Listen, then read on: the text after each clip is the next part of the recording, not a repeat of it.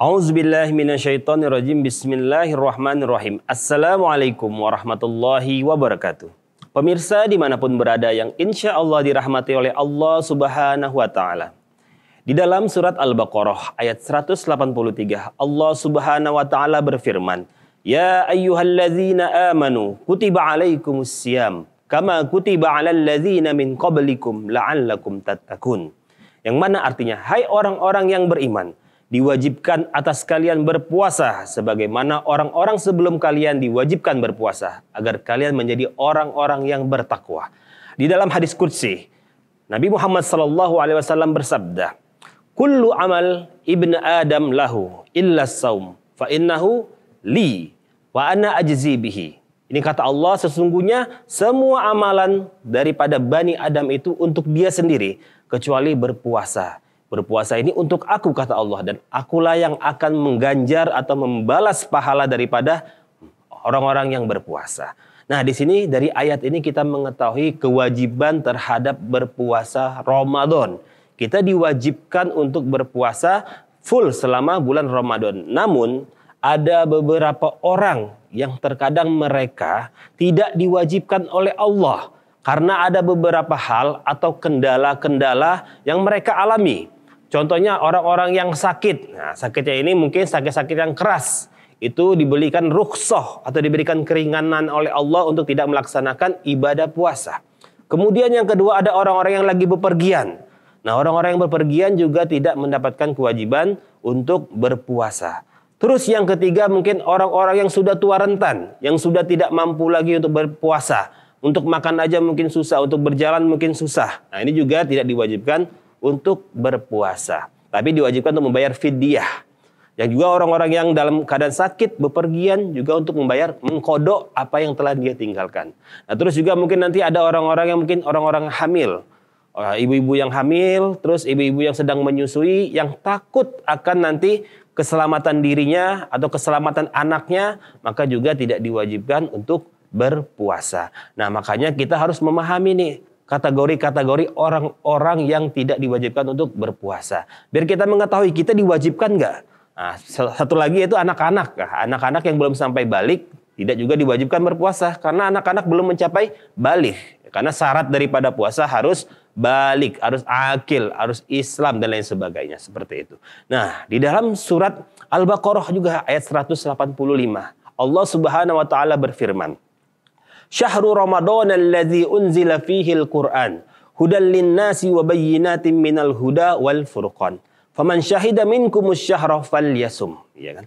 Wa man kana minkum maridan aw ala safarin fa'iddatun min ayyamin ukhra. Yuridullahu bikumul yusra wa la yuridu bikumul usra. Walitukmilul iddata walitukabbirullaha ala ma hadakum wa la'allakum tashkurun. Nah, ini agak panjang nih ayatnya. Ini menjelaskan tentang bulan suci Ramadan. Syahrul Ramadan itu, Syahrul Ramadan alladzi unzila fihil Qur'an, diturunkannya Al-Qur'an di bulan suci Ramadan, yang mana dia sebagai petunjuk dan juga sebagai penjelas daripada petunjuk-petunjuk itu, dan juga menjadi Al-Furqan, pembeda, ya kan? Barang siapa yang menyaksikan bulan pada waktu itu hendaklah dia berpuasa.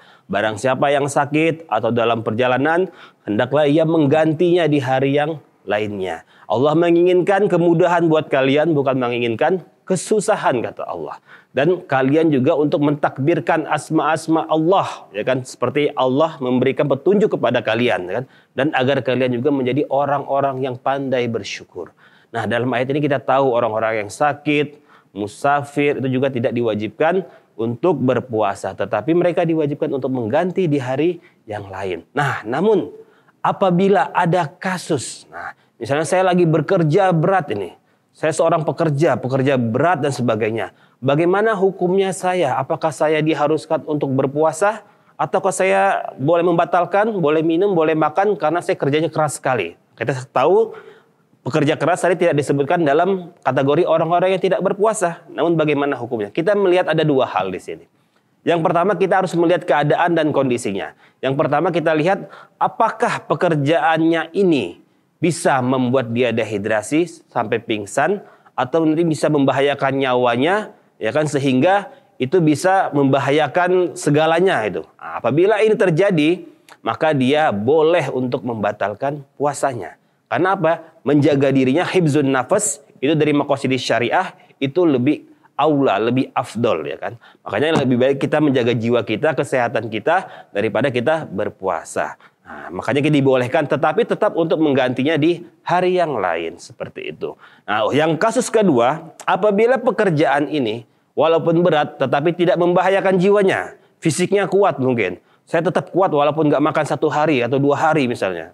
Itu dia tidak boleh untuk membatalkan puasanya. Karena puasa ini wajib hukumnya bagi siapapun yang mampu, bagi seorang muslim, bagi seorang yang berakal, yang balik, yang akan mempunyai kesehatan, itu diwajibkan untuk berpuasa semuanya. Nah, tadi apa sih yang diperbolehkan bagi orang-orang yang bekerja keras tadi? Apa sih dalilnya? Nah, kita bisa mengambil dari yang orang-orang yang sakit. Karena apa? Faman kana minkum maridan aw ala safarin fa'iddatum min ayyamin ukhra. Barang siapa yang sakit atau berada dalam perjalanan, hendaklah dia mengganti di hari akhir. Kita juga bisa masukkan orang-orang yang bekerja berat ini sebagai orang-orang yang nanti bisa merasakan sakit, atau seperti ibu-ibu yang hamil takut akan keselamatan dirinya dan anak-anaknya. Nah, makanya diperbolehkan seperti itu. Kesimpulannya bagaimana?